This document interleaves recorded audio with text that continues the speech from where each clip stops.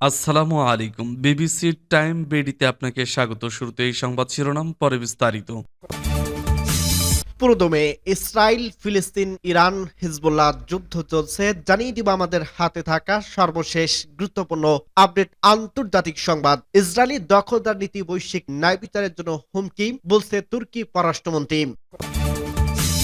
জানিয়ে দিব কাতার বলছে ইসরায়েল ও হামাস এখন অস্ত্রবিরতি চুক্তির কাছাকাছি।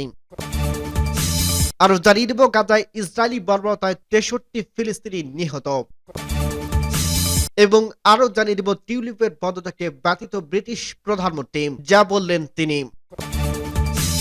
সর্বশেষ জানিয়ে দিব দক্ষিণ কোরিয়ার অবিশ্বাসিত প্রেসিডেন্ট ইউন গ্রেপ্তার। শুনছিলেন সংবাদ শিরোনাম, এরপর বিস্তারিত। তার আগে অনুরোধ থাকবে, ভিডিওটি যদি ভালো লেগে থাকে ভিডিওটিতে একটি লাইক এবং কমেন্ট করে জানিয়ে দিন ভিডিও সম্পর্কে আপনার মূল্যবান মতামত, এবং আরো কমেন্ট করে জানিয়ে দিন ভিডিওটি আপনি কোথা থেকে দেখছেন এবং শুনছেন।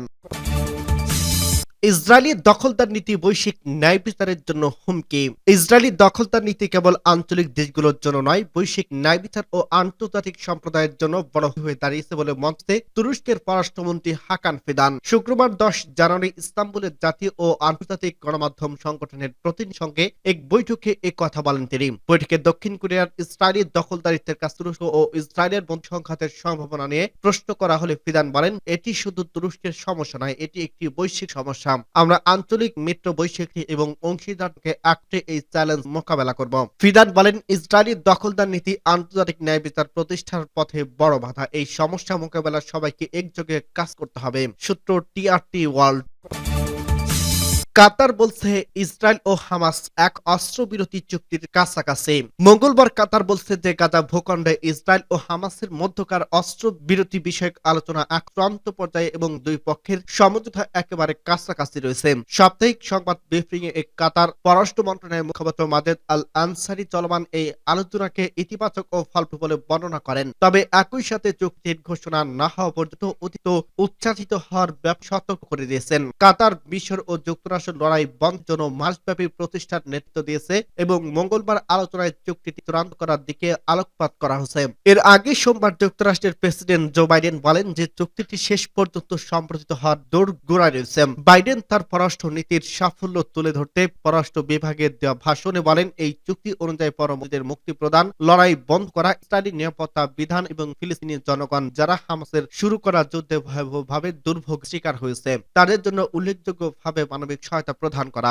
এই অস্ত্রবিরতি প্রস্তাবের মূল বিষয় হচ্ছে যে নানান পর্বে এই প্রক্রিয়া সম্পন্ন করা যাবে। 2023 সালে উগ্রবাদীরা ইসরায়েলি আক্রমণ চালানোর পর থেকে তারা যাদেরকে পরামর্শ করে রেখে তাদের মুক্তি হবে এবং একসাথে ইসরায়েলি পক্ষ এবং ফিলিস্তিনি বন্দীদের মুক্তি দিতে হবে। ইসরায়েলি সৈন্যরা গাজা থেকে পর্যায়ক্রমে সরে আসবে এবং কিছু ফিলিস্তিনি তারা এই সংঘাতগ্রস্ত হয়েছে তাদেরকে ফেরত আসা হবে এবং ফিলিস্তিনি অসামরিক লোকজনের জন্য সহায়তা বাড়াতে হবে। যুক্তরাষ্ট্রের পররাষ্ট্রমন্ত্রী অ্যান্টনি ব্লিংকেন এমএসএনবিসি সোমবার বলেন যে এই চুক্তির ব্যাপারে আগের যে সময় চেয়ে সংশ্লিষ্ট পক্ষরা কাছাকাছি পৌঁছেছে এবং এখন সবটাই নির্ভর করছে হামাসের উপর। সোমবার বাইডেনের জাতীয় নিরাপত্তা উপদেষ্টা জ্যাক সুলিভান বলেন, বাইডেন প্রশাসনিক কর্মকর্তারা এই সব আলোচনা সম্পর্কে নবনির্বাচিত প্রেসিডেন্ট ডোনাল্ড ট্রাম্পের মধ্যপ্রাচ্য বিষয়ক উপদেষ্টা অবহিত করছেন। ট্রাম্পের মধ্যপ্রাচ্য বিষয়ক দূত স্টিভ উইটকফ আলোচনায় এর সম্প্রসারিত পর্যায়ে সম্পৃক্ত রয়েছে। 2023 সালের 7 অক্টোবর হামাস যোদ্ধারা সীমান্ত পেরিয়ে ইসরায়েলি আক্রমণ চালানোর পর ইসরায়েলে গাজায় হামাসের উপর পাল্টা আক্রমণ চালায়। ইসরায়েলি হিসেবে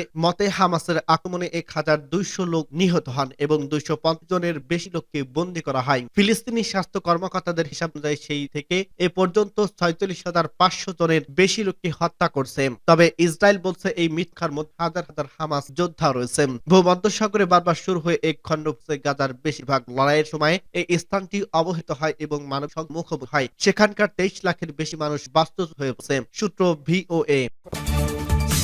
গাজায় ইসরায়েলি বর্বরতায় 63 ফিলিস্তিনি নিহত। ফিলিস্তিনি অবরুদ্ধ গাজা উপত্যকায় ইসরায়েলি বর্বরতায় গত 24 ঘন্টায় অন্তত 63 ফিলিস্তিনি নিহত হয়েছেন। এছাড়া আহত হয়েছে আরো 281 জন। বুধবার 15 জানুয়ারি ফিলিস্তিনি স্বাস্থ্য মন্ত্রণালয় বরাদ দিয়ে এ তথ্য নিশ্চিত করছে আল জাজিরা। প্রতিবেদনে বলা হয়েছে গত 24 ঘন্টায় গাজা জুড়ে ইসরায়েলি আরো 23 জন নিহত এবং 281 জন আহত হয়েছে বলে জানিয়ে ফিলিস্তিনি স্বাস্থ্য মন্ত্রণালয়। স্বাস্থ্য মন্ত্রণালয় আরো জানিয়েছে 4টি পরিবারে ইসরায়েলি সামরিক বাহিনী গণহত্যা চালিয়েছে। ফিলিস্তিনি ফিলিস্তিনি স্বাস্থ্য কর্তৃপক্ষের মতে গাজা উপত্যকা জুড়ে ধ্বংস হবার ধ্বংসের নিচে এখনো 10,000-এর বেশি লোক নিখোঁজ রয়েছে। মূলত গাজায় অবিলম্বে যুদ্ধবিরতির দাবি জানিয়ে জাতির নিরাপত্তা পরিষদের প্রস্তাব সত্ত্বেও নিঃশর্ত হামলা অব্যাহত রেখেছে ইসরায়েল। উল্লেখ্য 2023 সালের 7 অক্টোবরে দক্ষিণ ইসরায়েলি আকুশ হামলা চালায় হামাস। ইসরায়েলি প্রায় 1200 মানুষ নিহত হন আর 250 জনের বেশি লোককে জিম্মি করে নিয়ে যায় হামাস সদস্যরা। এর প্রতিবাদে সেদিকেই ফিলিস্তিনি অবরুদ্ধ গাজায় হামলা চালায় ইসরায়েলি বাহিনী, যা আজও অব্যাহত রয়েছে।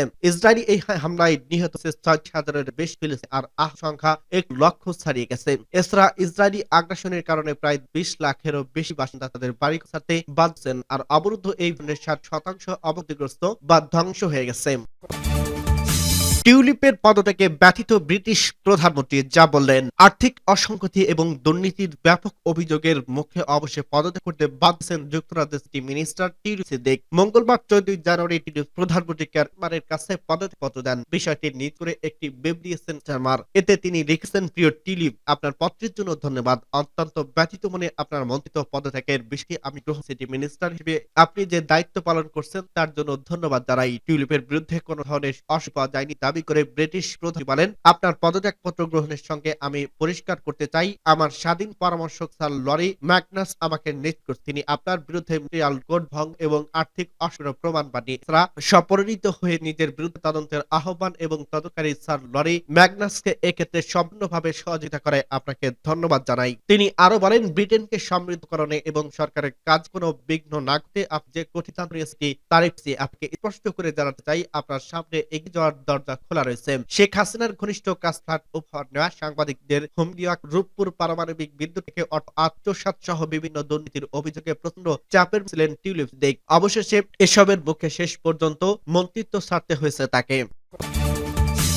দক্ষিণ কোরিয়ার অবিসংশোধিত প্রেসিডেন্ট ইউন গ্রেপ্তার। দক্ষিণ কোরিয়ার অবিসংশোধিত প্রেসিডেন্ট ইউন সুক ইলনকে গ্রেপ্তার করা হয়েছে। বিবিসি বুধবার জানিয়েছে, তাকে গ্রেপ্তারের সময় তদন্তকারীদের বেশ কিছু চ্যালেঞ্জের মুখোমুখি হয়। প্রেসিডেন্টের নিরাপত্তা বাহিনী প্রথমে তাদের প্রচেষ্টা ব্যর্থ করে দেয়, পরে পরবর্তী চেষ্টাকে গ্রেপ্তার করতে সক্ষম হন তদন্তকারীরা। ইউনকে গ্রেপ্তারের প্রচেষ্টা চলতি মাসে দ্বিতীয়বার চালানো হয়। এর আগে মাসে শুরুতে তার বাড়িতে অভিযান চালানো হলে নিরাপত্তা বাহিনী বাধার কারণে সে অভিযান ব্যর্থ হয়। অবশেষে দ্বিতীয় প্রচেষ্টায় সফল হয় কর্তৃপক্ষ।